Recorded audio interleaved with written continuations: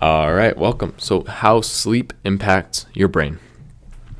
This video is just going to go over sleep and it's important on specifically your brain's health.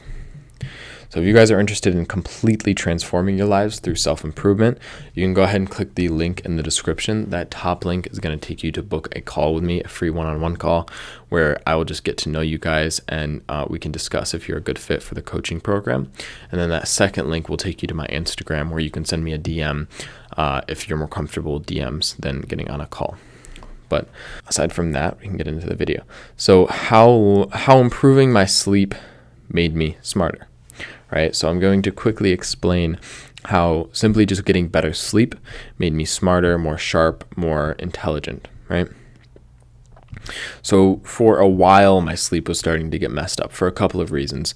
One of them was work. I had a job that I was out late, and so I just got used to a late night routine because I was always having to come home late, and I'd come home and I wouldn't be able to skip my night routine because I was trying to do monk mode and I was trying to be disciplined. And so I had to come home and do my night routine, but that routine usually took me about another half an hour to an hour.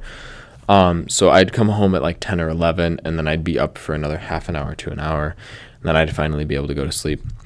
But this got me used to a late night routine. This got me used to sleeping late.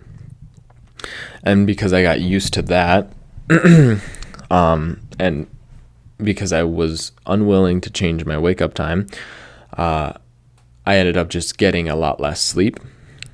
And over time, this didn't make a huge impact at first, but over time, what I noticed was I'd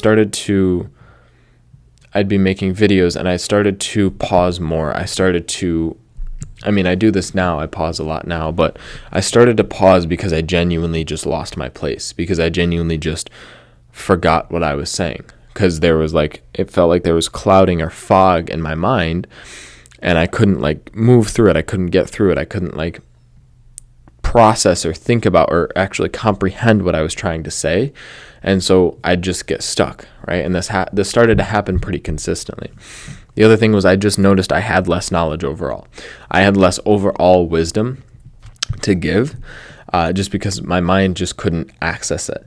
My mind couldn't access my own knowledge base because of the fact that it wasn't getting enough sleep, right? And then so when I improved my sleep instantly without doing anything else, right, without adding in anything else, my memory and focus got better, but also I was able to then speak my mind to its fullest and teach my knowledge to its fullest, just because of the fact that now with enough sleep, my brain had the energy and the capacity to access all of that knowledge. So why sleep is so important to the brain? Processing information, emotions, and experiences. So the brain, when you sleep, this is its time to process all of your emotions that you've experienced throughout the day, all of the information that you've gathered throughout the day, and all of the experiences you've had. Right? And so this is the time for your brain to properly process everything. And so if you disrupt this state of sleep, your brain can't actually process all of the information, all of the emotions that you experienced the day before. And so you wake up with incomplete processing, incomplete knowledge, an incomplete state of being, right? And so your brain is essentially, what I mean by this is your brain is still ruminating on all of the things from the day before.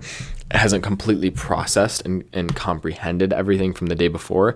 And so as a result, it is more crowded than it would be if it was able to do this. And so if you're able to think about it over the long term, if you're doing this on a day-to-day basis or even a week-to-week basis where you're not missing sleep every night, but it's still pretty consistent, over time, you're going to notice that your brain becomes more and more crowded, more and more stressed out, more and more overwhelmed, because of the fact that you're not giving it the proper amount of time to process all of this information.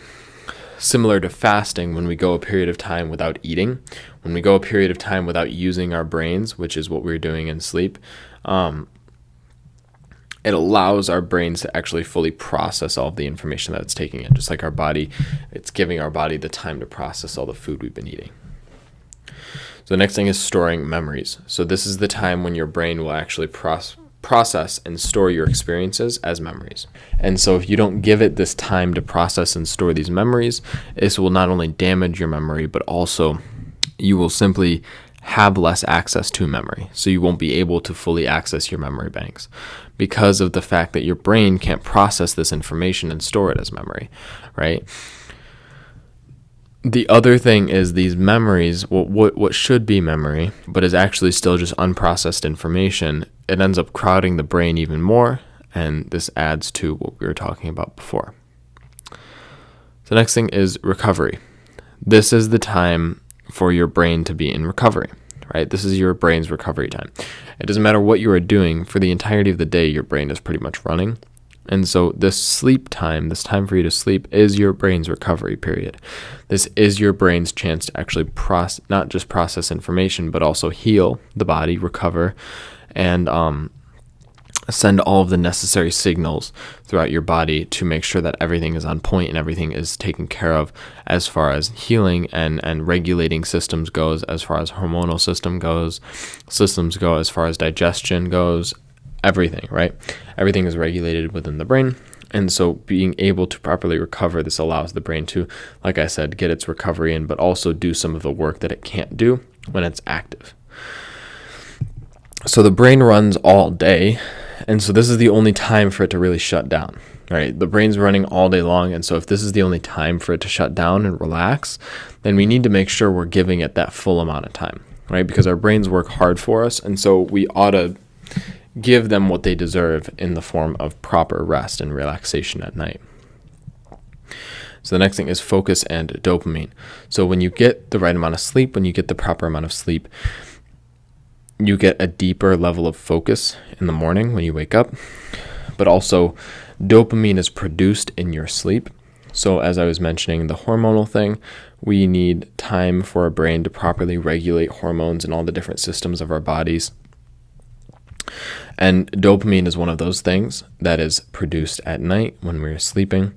And so we need the right amount of sleep in order to regulate our dopamine receptors and our overall amount of dopamine in our brain, so that we can clearly do the work that we want to do the next day, so that we can focus to its fullest degree, but also just so that we can feel healthy and happy.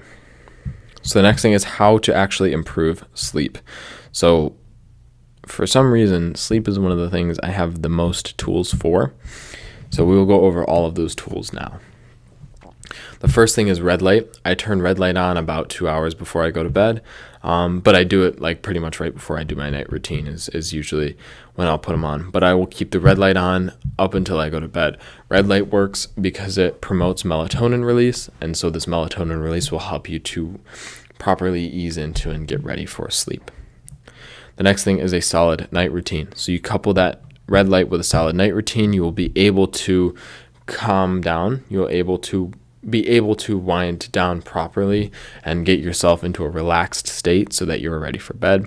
And so that's what a proper night routine is. A proper night routine is something that will be a way for you to decompress and prepare yourself for rest and then the next day's bout of work and effort. Next thing is a proper wind down activity. So on top of a night routine, have a proper activity to do after the night routine as a wind down activity that just gets you ready for sleep.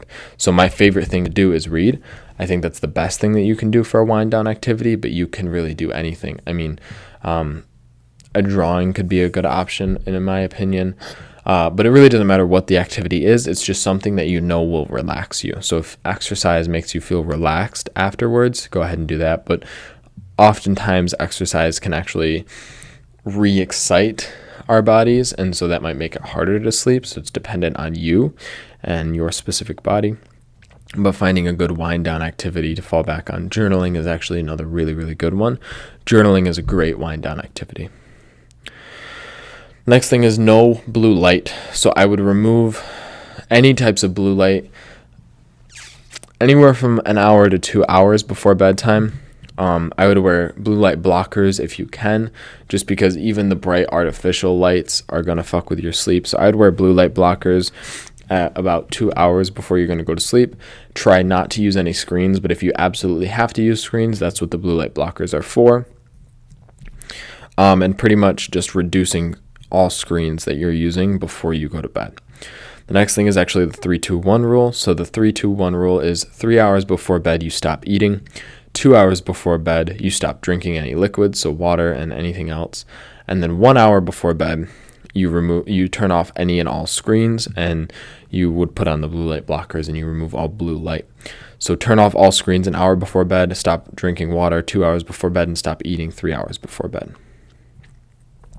That's the 3-2-1 rule, and that will help you to digest your food by the time you fall asleep, so you're not doing that in your sleep. Your body has energy for recovery, rest and recovery. You're not drinking any liquids, so you're not going to wake yourself up in the middle of the night because you have to go to the bathroom, but also just because drinking liquids for the same reason as food, basically. And then 1 hour before bed, so that we aren't using screens right up until bedtime, for a couple of reasons, right? The first is that the screens are usually more stimulating, and that stimulation makes it harder to fall asleep, but also the blue light. So next thing is to wake up early. And I specifically have waking up early, which may confuse some of you guys. But I have specifically waking up early because when you wake up early, you naturally go to bed earlier. But the reason I have wake up early is because for those of you who sleep in, your body is going to be more comfortable going to bed later.